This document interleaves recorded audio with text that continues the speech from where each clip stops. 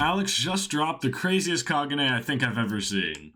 This is Tonakai, a terrifying Wendigo-inspired kagune and kakuja.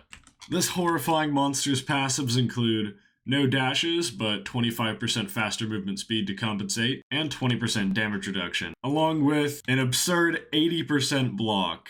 The attack is a headbutt dash that knocks back, with a 1 second cooldown, dealing 1.4 damage with 0.3 seconds of knockback. Spec 1, create and erupt antlers out of the earth. If used in your ice domain, the attack will stun.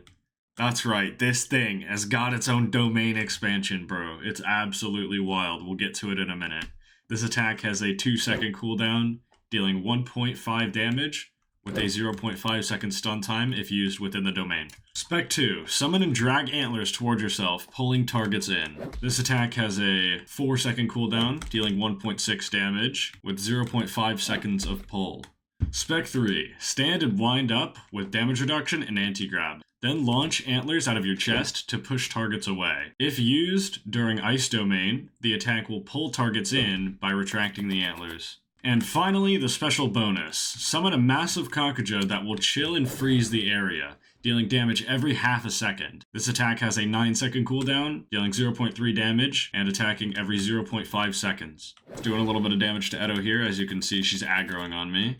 We can now go back to Spec 1 and Spec 3 and see how they work. Activate the domain using E. She's stunned very briefly. Using F.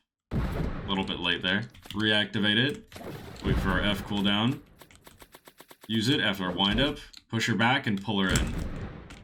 Nishiki might be a better example. We're gonna use the F. We're gonna use the E. Put it all together and you can get some pretty insane combos. I don't quite have the combo down, but it's pretty equivalent to mashing your keyboard.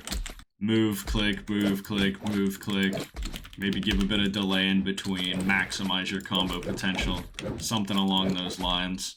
At first glance, this might seem like a passive style weapon because of this. You'd want to stay inside and make your opponents take damage to try and hit you. But you'll quickly see, especially if you're fighting anything with range, that that's going to be very difficult to pull off. One thing I've noticed is the domain's effects are irrelevant to the actual circle. So for example, I use it over here.